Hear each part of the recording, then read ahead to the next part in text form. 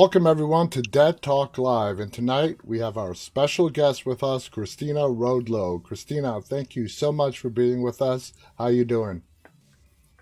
I'm really good. Thank you for having me. Very excited to be here. Absolutely, it is our honor to have you here with us. And I got to tell you, since No One Gets Out Alive has come out, you have become a hot item in Hollywood. The movie has come out to some pretty good reviews. Your performances is getting rave reviews as it should. So, in the little bit over a week that it's come out, has anything changed for you? Not really. I mean, everything's pretty much the same. I'm just very excited that people are liking it as much as they are. Like I've been getting really amazing comments from all the fans, and that's really great. I mean, that's always the hope and the dream. Like people like it, and so far they are liking it. So That's hopefully it stays like that. Yeah, I saw it a while ago and I loved it. Now, you are not new to acting by any means.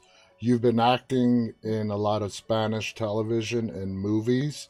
How did the transition happen and you getting this role on a Netflix movie?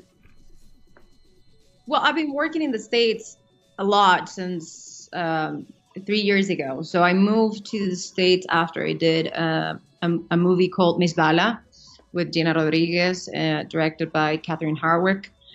And after that, pretty much my career changed. I was working in Mexico a lot, and then I did Miss Bala, and I got opportunities to cast at like really major films and shows.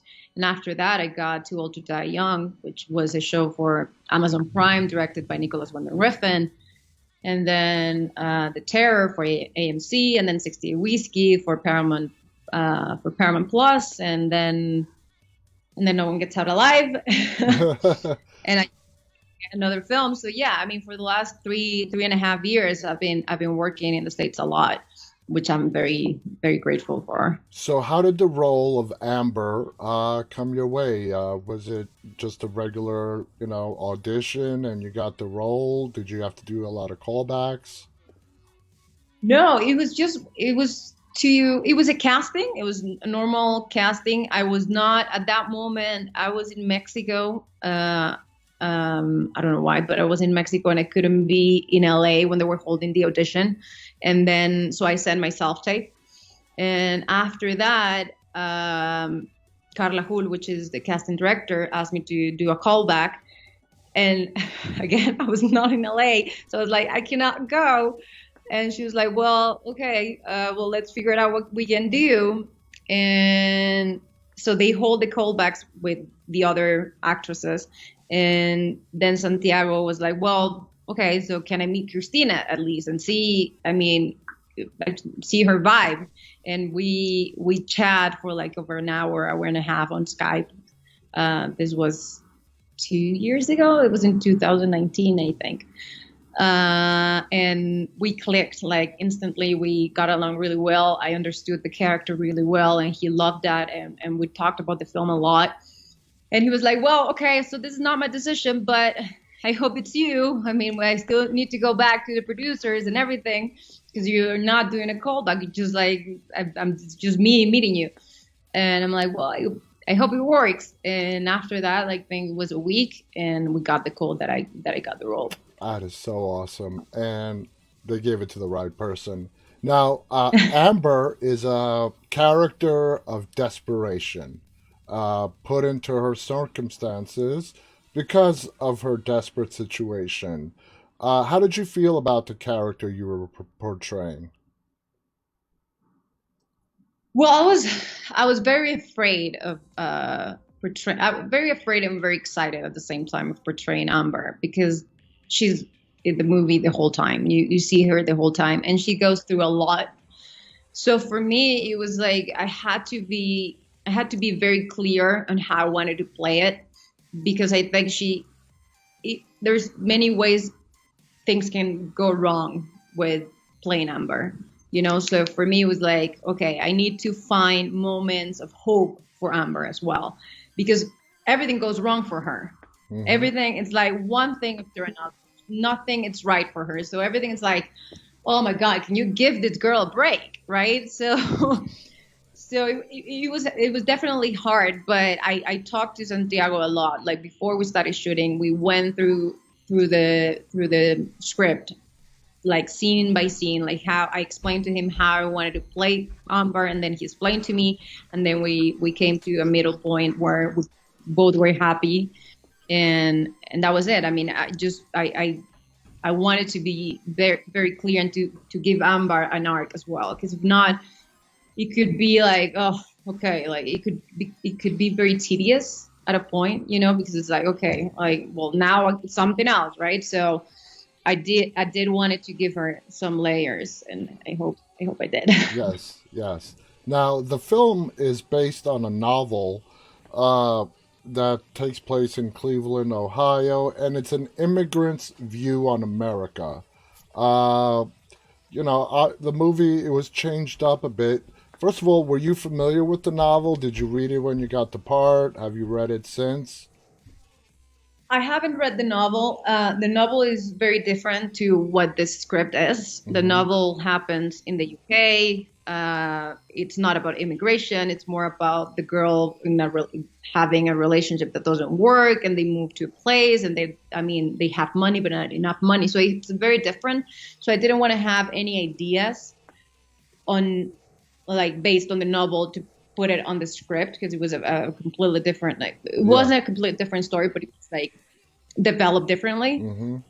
So I was like, I'm just not gonna read it. And I just met Adam like a week ago. I was in London and I met him, and he's great. And he gave me the book because now they're doing a new release with With the movie. the post yeah, with the movie poster on the book. So now I have that, and I'm obviously gonna read it. I can't wait to start reading it.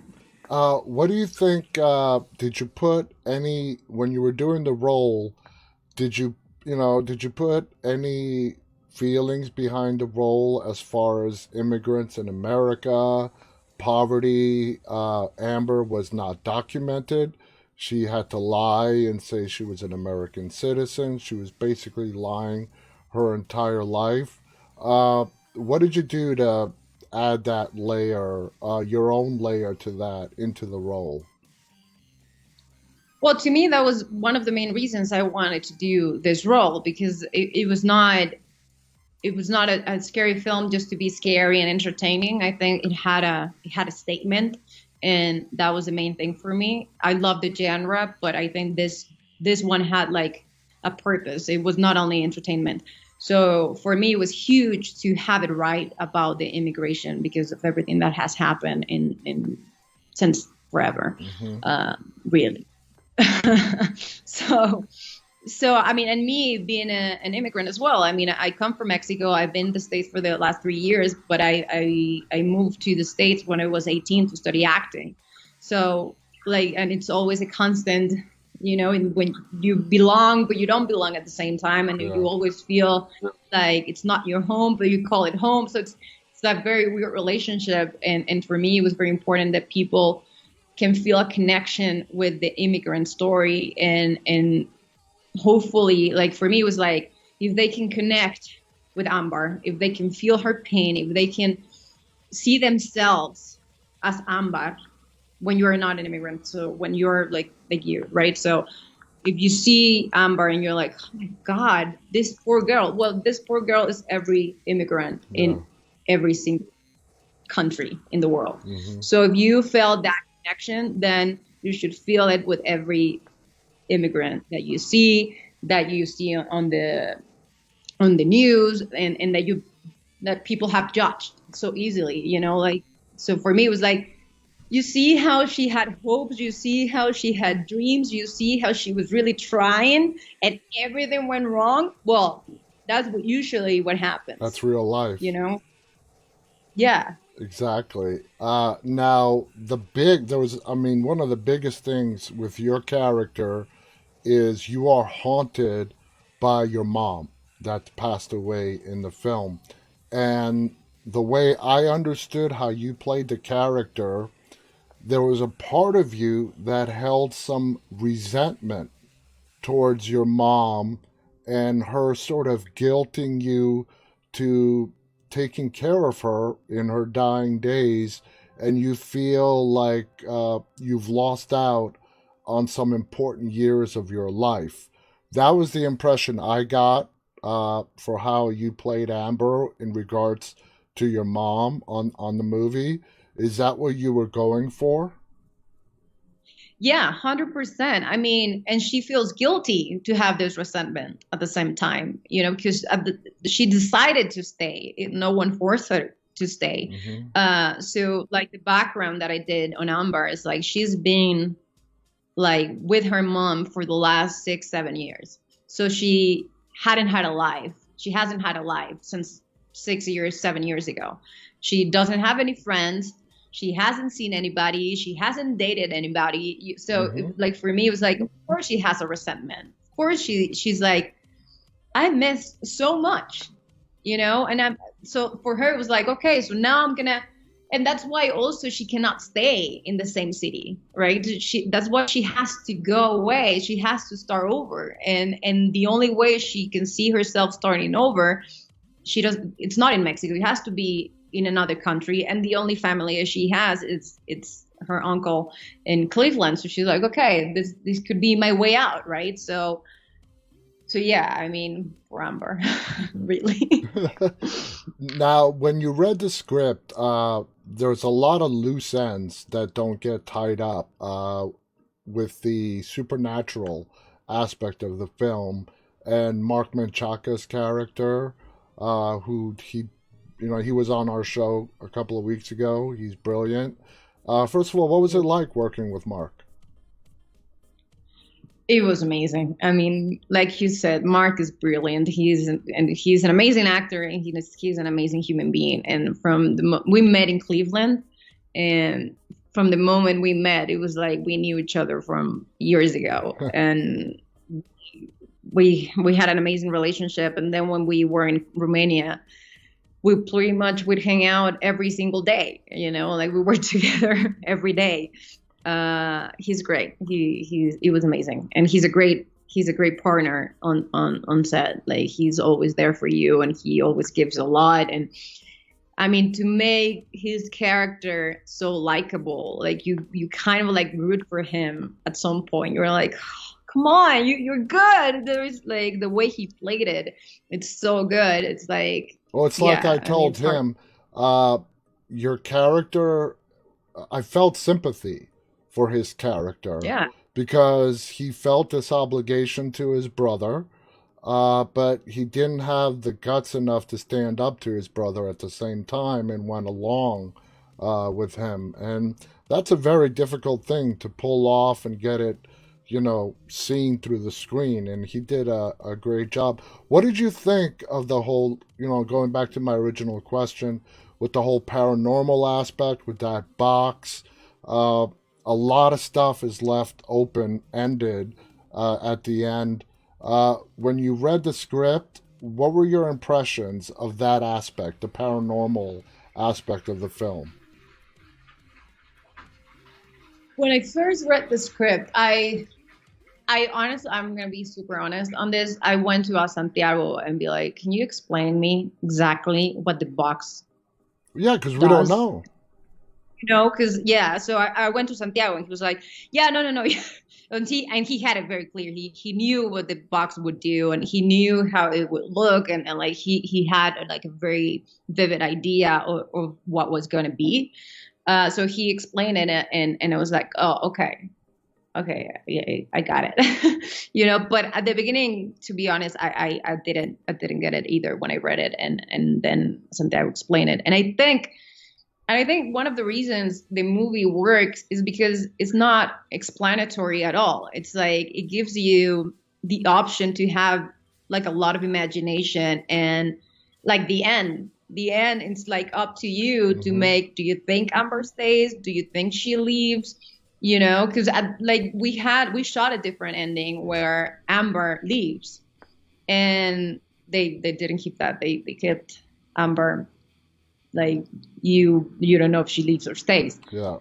Um, but I think it's very smart. I think the box. It's like once I saw it, I was like, oh, they did a great job. I think it's very smart. I mean, I don't know what you got from the box or what were your thoughts on it. Well, that's what I mean. Uh, it's not like you said. It's not told to us, which I like that part. I don't like it when stories are handed over to us step by step on a silver platter. I like stuff that's left up to the viewer interpretation. But when it comes to no one gets out alive in that box, there's a lot of room for interpretation. Uh, so I'm assuming what he told you about that box, you are not allowed to share, correct?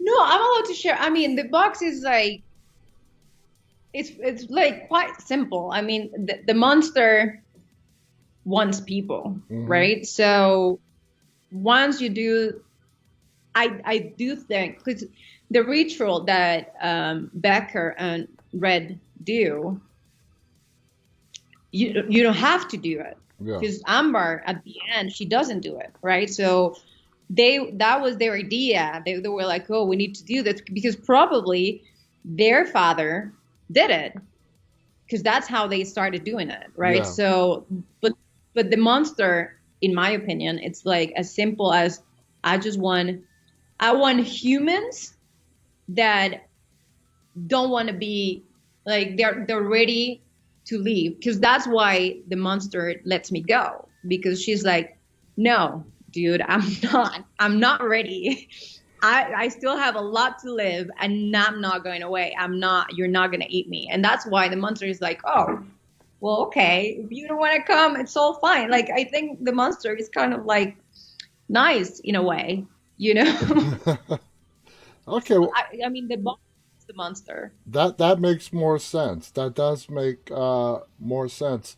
Uh, do you like the way the story ended? You said they shot an alternate ending.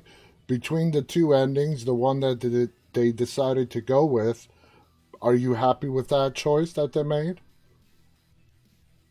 I'm happy. I think the ending looks amazing, and I think it's like it gives room to people to talk about it and share what they think would happen. In my opinion, Amber would never stay. Mm-hmm. Yeah, I mean, she got healed and she feels the energy and she feels the power that this monster gives to her. But she's like, now she's too good. She's nice, and she just saw her uncle being killed, and Mm-hmm. she just killed two people. So I think she like, there's no way she would stay. But I love the way they ended it. And the way at the end how Amber becomes empowered, how did you do that shift when you were playing her to this girl who's desperate, does not want to go back to the building, has to go back to the building? She's lured back by Red with that fake promise that he will give her the rent money back. And, she gets caught, the monster, and that whole empowerment that you talked about. How did you shift gears from that old Amber to the one that we saw at the ending? You mean at the very, very ending, or when she goes upstairs and starts Well, at the nailing very, everyone? very, I mean, at the end when she, like you said, she becomes empowered at the very, very end. Well, for me, it was like I really went through the whole thing. I was like, okay, I just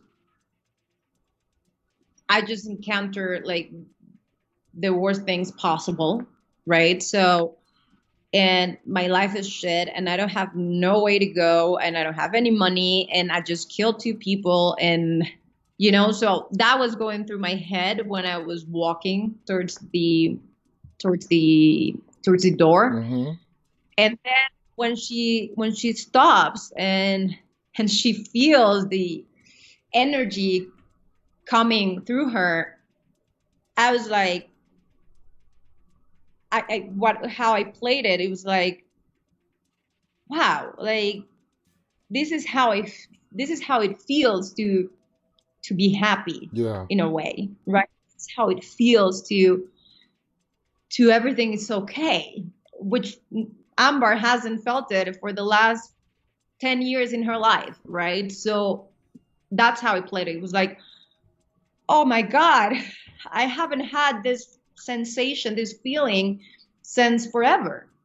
So, Would you say so that, yeah, would you say that experience helped with Amber's own demons and her guilt and resentment towards her mother? The whole experience she had to go through in that building, and having to do what she had to do to stay alive, was it what she needed to do to finally put that chapter with her mom, the guilt, the resentment behind her?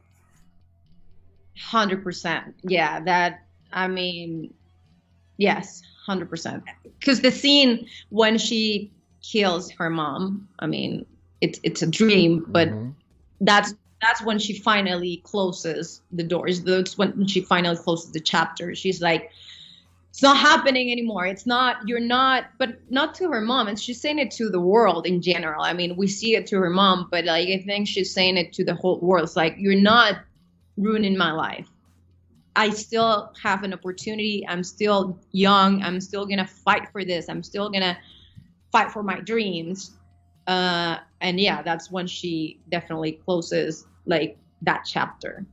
Now, by the end of filming, did you find yourself attached to the character of Amber, where you were sad that you were done, everything had wrapped? As you were shooting, did you, as you got more and more into the character, did you feel a personal attachment to Amber? No, I was exhausted when we finished shooting, to be honest. Because I mean, I was on every scene. I didn't have a day off, right? So we shot for 2 months nonstop, Wow, 2 months. and yeah, so I was definitely exhausted. I was like, okay, I'm happy to put Amber aside, like close Amber for a bit and just take a break. And that's what I did. I mean, I came home and I just took a You break think and relaxed. throughout the 2 months of shooting, as it was progressing, uh, were you growing more and more comfortable in playing Amber? Was she becoming a part of you? Are there any similarities between Christina and Amber? None, None. not at all. I left home when I was 18, so I didn't stay to, like no, none. I went to pursue my dreams when I was 18, and like no one would stop me for that and from that. And no, there was no, I mean, the only similarity is that I made my character from the north. I'm from the north of Mexico as well, and we're both Mexicans, and we both want to be in a country that is not our country. So those are the similarities, but other than that, we're very, very different. Okay, that's and I mean, like I said, watching you play Amber, I mean, convincing, I mean, is the best word that comes to mind right now. It was just, you were very, very convincing in that character. Amber had such a big heart. We saw that in the building.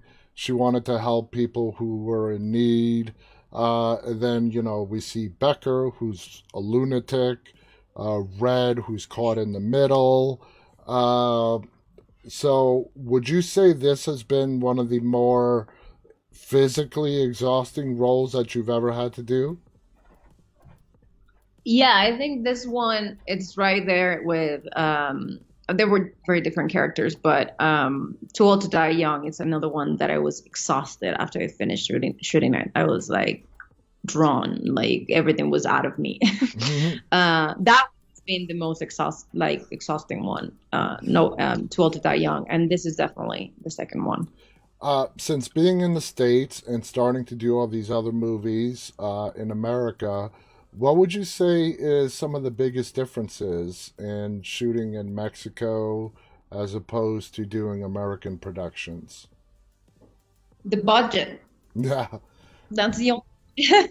That's the only difference. I mean, other than that, it's the same thing, but the budget is a huge difference. So, I mean, the money that American productions have, it's like it's huge compared to what Mexico has. I mean, that's the reality, and it's a very sad reality because it's the same platforms, and that come here and spend like way less money than they spend in the U.S. How big are you in Mexico? I mean, are you a very recognizable face and a name down there? That's such a weird question to I answer. know I should be Uh, asking somebody else, but hey, I've got you, yeah, so why not ask pretty you? I mean, I don't know. I'm very Do you get stopped? the thing for sometimes I do. It depends if I have a project out, like playing. It obviously the people recognize you more. But I mean, and it's just hard to answer that question. Okay, all right, we'll skip it. We'll skip it. Uh, do you think No One Gets Out Alive gives a good representation of undocumented immigrants in America? I think it does a really good job of showing how hard it is for an immigrant to come to the States and try to make a living, and the things that they have to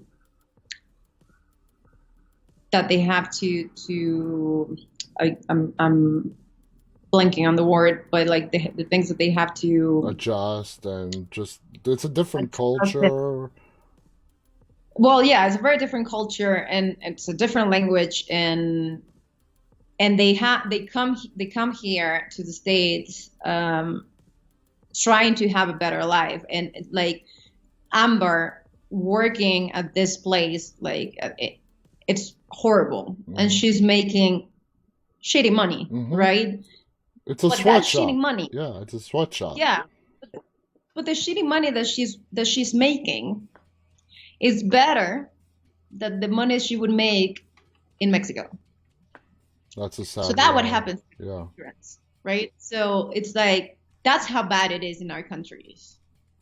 So for people to don't realize that, the people that complain about immigrants, is like, dude, they're doing the job that you're not gonna do because you're not gonna do it, right?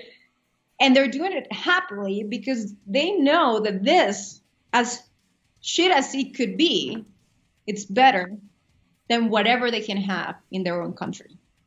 Yep. That's a sad. So yeah, I think No One Gets Out Alive does a really good job also I think it's still a horror movie and it doesn't fully shows the immigration theme as a whole, right? It, Yeah. it only touches it a little bit. But I think it's a really good start for sure. So, what do you think? Since you brought up horror, let's talk a little bit about horror. Are you a horror fan? Before you even did this movie, I'm a huge horror fan. Yes, I'm such a horror fan. Yeah. did before No One Gets Out Alive? Had you done any horror before that? Yeah, I did the Terror for AMC, which is a limited series an anthology series on AMC, and I think right now it's on Hulu. That was horror, and then before that, I did a film in Mexico that it hasn't come out, which is also a horror film. Uh, so, being a horror fan and getting to act in them, does it take away some of the mystique as a horror fan for you? Like seeing exactly how these scary movies are made, or does it hype it up even more? I think being an actor, they, I mean, it takes out the mistake of watching any film. Just like that's the truth, Yeah. right? Because you unless it's really good film when you watch a really good film, then you forget about everything. Because usually when you're watching a film and you're an actor or you're in the industry and you know how it works, you're like, okay, how many times is this person or the director gonna cut? Or how many, like you're thinking about many things of the film, that the way they're doing it, right? So when you watch a really good film, you forget about that. So so the answer is like, in general, it has happened to me, you know. But then you watch Hereditary, and it's like, well, I completely forgot about everything. I was just like so into it, and it's like, this is great, right? And yeah, I mean, Hereditary. Talk about an amazing movie. I mean, talk about a hit that no one saw coming. Now, Yeah. what are your feelings in regards to uh, the type of subgenre like No One Gets Out Alive is the paranormal, supernatural type movies? Do those scare you more than other types of horror movies? I think it really depends on how well is ex executed, right? It I think like the movies that scares me the most are thrillers, I guess. Because Hmm. when you watch a horror film, usually you know what's gonna happen. Usually you're like, oh, I know it's gonna go here and here and here. Like it's gonna go through here, and this is gonna happen because that's the way it works.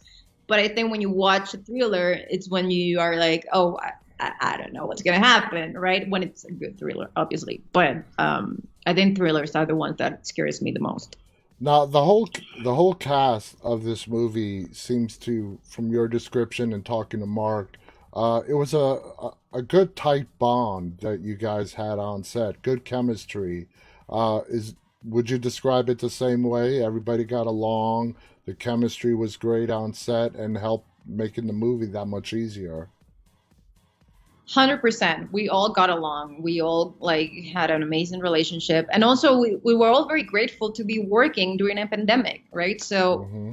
when everybody was at home waiting to see what was going to happen, we were in Romania shooting a film. So I mean, we were like, this is great, and let's make it great, and let's make it work. And like I said, like literally we would be hanging out pretty much every day. I mean, I was shooting, and then unless I was like super exhausted after shooting, but usually after shooting, I would like call them and be like, guys, let's go out and have dinner, and like, or they would call me and they were like, we are here, come here after shoot, you know. So yeah, we had a great relationship, and that made it obviously so much easier because you're away from home for 2 months and no one can visit you because it's a pandemic, so no one Hmm. can come to set, and no one even could come to Romania, right? Because the borders were closed. So it was Exactly. really nice. Yeah, that we had that bonding. So, like you said, you're in every scene of this movie. Is that your first experience doing something like that, being in the lead role and being literally in every scene of the movie? I mean, being the lead role, I've had lead roles in the U.S. and in Mexico, and I've had films in Mexico where I'm like actually the film that hasn't come out, the scary one, the horror one, I'm on every frame as well. So this was my second one big film that I was on every frame of the film, So how and it's all scary. so how is that different from obviously with the more work, but having to carry a film through every scene? I mean, explain to us as an actor what that entails, the amount of responsibility that you as an actor might feel on your shoulders. That the movie is basically relying solely on myself. Does that put an added pressure on you? Oh my God, 100%. I mean, you every scene that you do, it's like I can't fuck it up. Like, like, because if I do, then it won't work, or it will look like it's gonna be my right. So yeah, it adds a lot of pressure on you, but at the same time, it's like if you do it right, then it's gonna be great for you as well. So I was just like very. I was very into the character. I was very focused on every scene, on every day of shooting, and like I said, like talking a lot to Santiago before we started shooting. And like one of the things that I usually do for my characters is to create playlists to the music they would be listening on that time, that specific time, and that helped a lot as well to keep me like focused and like always in the moment. So, so tell us about working with Santiago behind the camera. You told us before you started shooting how helpful he was in explaining stuff that you wanted further explanation on. When you actually, when you guys did start shooting, how did you find his directing behind the camera? Is he very easy? Did he give you a lot of leeway with your acting, or was he very strict, like he wanted it done a certain way and he didn't give you much wiggle room?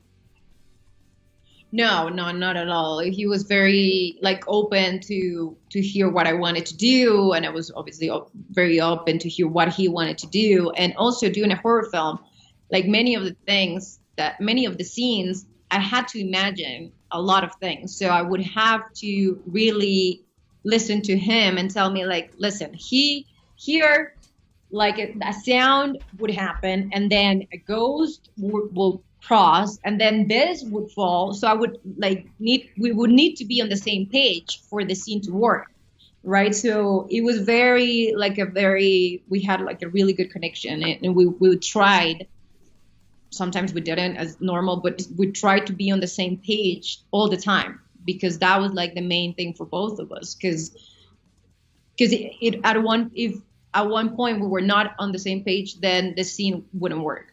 Because then he would have one idea of how the horror would work, and then I would have another idea. So the way I would portray the character, it would be wrong for what he would want it to do. So it was like a very close relationship of always talking to each other and always being on the same page. Is that especially important in horror, maybe more than other genres?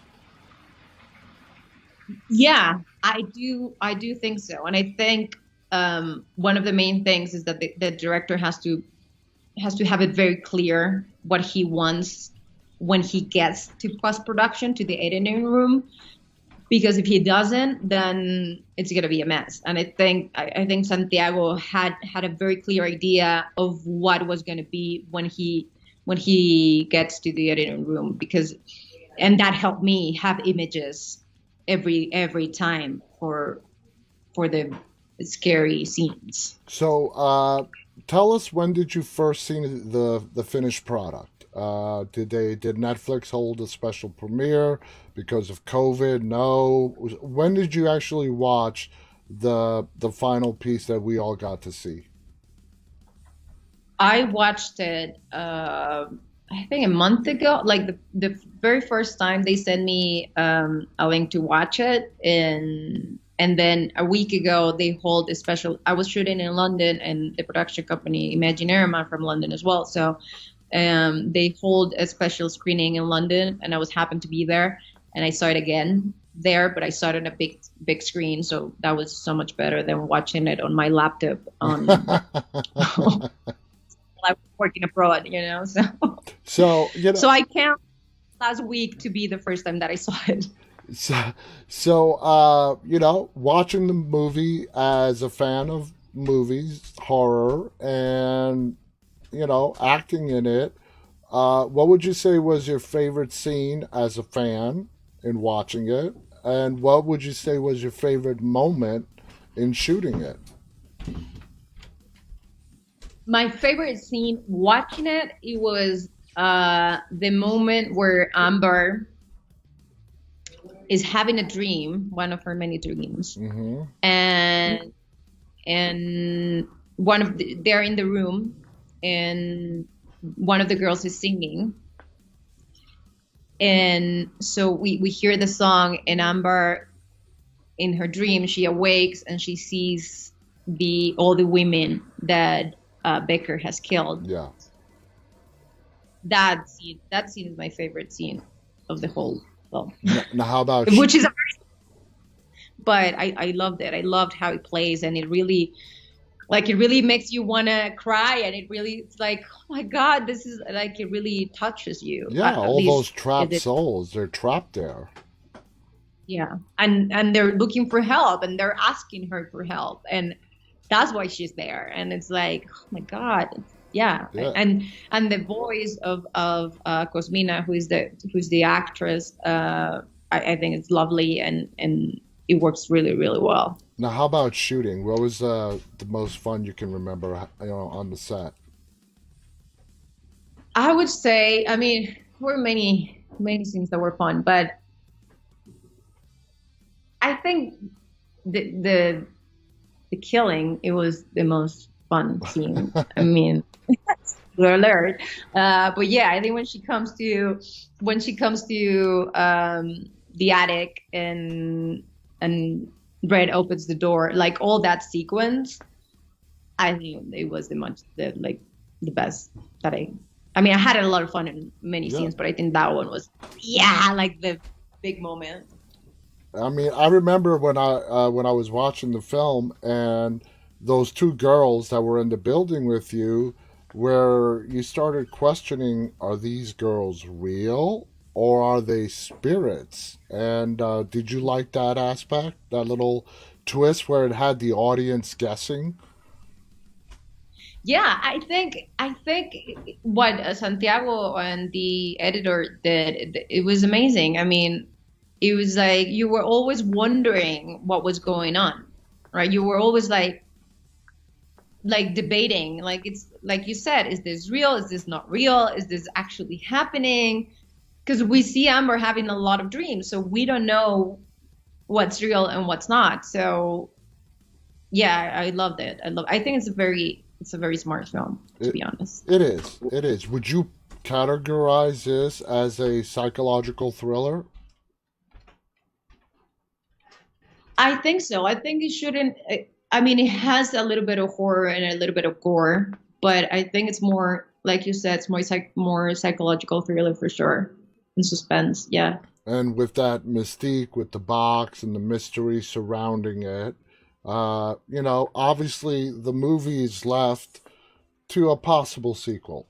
You know, uh, as an actor, of course, I'm assuming you would love to come back and do a sequel to it. As a fan, would you say, you know what, the story is great, leave it as is? Would you like, as a fan, would you like to see a sequel and a continuation of the story and that box to give us more background? Like I said to Will, one of the producers, um, as an actor and as a fan of horror, I would love to see a sequel 20 years from now. Like I wouldn't go back. Like I don't want to go back and do another horror film. I need a break, because it's very draining. So, but yeah, I think 20 years from now, or 10, not 20, but like 10 years from now, it would be a great sequel to see, like, because I think she wouldn't stay, but I think the box would follow her. And like 10 years from now, where is Amber? What happened to her life? And see how the box is still there, or like following her and hunting her. I think And that would be great. yeah, and also great to see, how is she after those events? I mean, I'm sure she's dealing with some kind of post traumatic syndrome after having to experience all of that. Moving forward in your career, uh, do you like to, keep doing the broad spectrum of things as an actress and not be boxed into horror or any particular character or genre, and just feel free to go out and explore everything you could possibly do? Yes, I mean that's definitely what I've been trying to do in my career, trying to stay away from being one, just like staying on one box. Mm-hmm. I've been trying to do like different characters and playing them very differently. And that's what I want to keep doing. Like I said, I do want to stay away from horror for a little bit, because I've been doing three horror things in the last 2 3 years. So I think I definitely need a break. But I mean, in the meantime, I've been doing like things completely different. Like I played in 60 a whiskey a military, and then on right now the film that I just finished, I play a homeless who plays soccer. So I mean, yeah, I've been doing very different roles all like throughout my career. How hard is it to not get boxed in? Let's say you're going from role to role. Not you, an actor in general is going from role to role, taking the work, obviously, but they want to stay diverse and do a broad, spectrum of roles. How difficult is it to achieve that? It's very difficult. It's a lot, which is very hard for an actor. It's a lot of saying no to things that you're afraid you're never gonna work again, and you're like, I'm saying no to work, and then you're like, well, yeah, but I'm saying no to work because this is not where I want my career to go, right? So it's to be, in order for that to happen and to really happen, you have to be very coherent to what you want, to what you really want to do. And that's what I've been trying to do throughout my career since I started it. I've been on this for 11 years, so that's what I've been doing, and I think it's paying off for sure. I got to tell you, Christina, I've interviewed a lot of actors, filmmakers, and uh, man, I got to tell you this from what you said earlier in this interview about leaving home at 18 because you were going to pursue your dream. Uh, I got to, you just have this passion that just comes through and just talking to you with acting. When in your life did that start? When did you realize that, man, this is what I want to do? Because you have a very strong passion for this craft. Thank you so much. Yes, I do. It started very young. It started when I was 11 or 12 years old. I took my first theater class in school, and the class was super simple. The teacher asked us to just lay on the ground, and she put some music, and she told us to breathe through the music. And that was it. That was the class for 50 minutes. And I got out of the class and I was like, I want to do this for the rest of my life. This is what I want to do. So I went to tell my parents that I wanted to be an actress, and they laughed at me, obviously. They were like, yeah, right. Now who's But laughing? yeah, but every year I told them, like, I'm going to be an actress and I'm going to go to New York and study. And they were like, yeah, right. Of course. Sure. Is that That's going to, where you studied? You studied in New York? I studied in New York. Yeah. The dream came true. It Yeah. did. It did. And how do you feel New York uh, gave you the advantage when it came to, I don't know what school you went to or workshops you took in New York, but how vital would you say studying in New York was to your career? Oh, huge. I went to a conservatory training, the American Musical and Dramatic Academy, and it changed my life completely. I mean, because I come from Mexico, and in Mexico we don't have like you guys have in the States, where theater is huge, even in a public school. Like in Mexico, it's not. It doesn't work like that. We don't have Hmm. theater, and even on a private school, we don't. In mine, we had, but I was lucky to had it for those 3 years. But it was very weird. Like we never had a play. Like we never did a play or anything. So it's different. And for an 18-year-old to be for the first time by herself in New York, living her dream. I mean, obviously learning from amazing teachers, and it was like, well, yeah, it changed my life, and it made me obviously a better actor for sure. I mean, I really believe that having training helps a lot to become a better actor. I know many actors say the opposite, and they're great as well. But for me, it definitely helped me to become a better actor to have training. Now, if you, And the training that New York gives you, it's even it's even like bigger just Yeah, by the city, not talking about the school or anything, just by being in the city. It's like, oh my God. yeah, yeah. Going, looking ahead in your career, uh, do you have any desire down the line to explore maybe writing, directing, producing, any of that? 100%. Yeah, that's on the next step. Like short future for sure. Yeah, writing. I'm writing, and I want to direct, and obviously produce like my own projects. Yes, yes, That 100%. that is awesome. We're pretty much out of time, Christina. I got to tell you, I mean, like I said, I've talked to a lot of people. You have this passion that just comes through, and it's. I think it's great. And to talk to somebody who loves the craft the way you do, it's amazing. And just looking at the what the people are saying, they love you. So, thank you so much for being Thank our you. guest. What should we be on the lookout for you coming out in the near future? Well, I just did a film called The Beautiful Game. That's for Netflix as well. That'll be coming out by mid of next year. So definitely for that one, and hopefully the film that I did in Mexico, the scary one, will come out soon. So that one as well. Is the one that you did in Mexico, is that going to be released in the United States as well? Hopefully it could go to a platform or like movie release, like theater released. But I definitely will let you know if that happens. Awesome, awesome. Christina, again, thank you so much. It's been an honor talking to you. Any final thoughts you want to share before we go?